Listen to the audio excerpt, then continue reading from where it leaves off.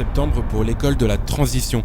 Elle est basée à Notre-Dame-de-Mont, mais la volonté de Catherine Stravicino, fondatrice de ce mouvement pédagogique, est de voir ce concept grandir dans la région, voire dans tout le pays. L'école accueille des enfants de 2 à 16 ans, quel que soit leur profil.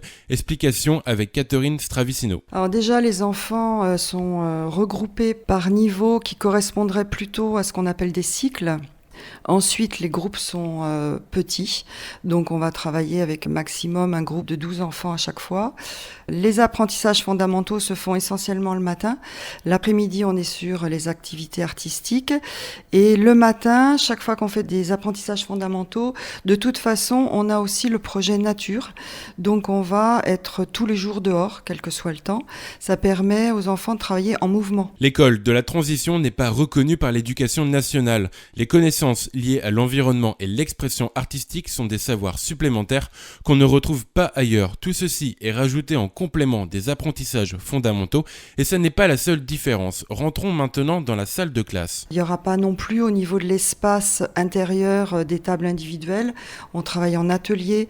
Donc pour des enfants qui ont des profils spécifiques, qui ont besoin déjà d'être rassurés, ils vont travailler en groupe. Ils vont pouvoir aussi évoluer intérieurement et extérieurement.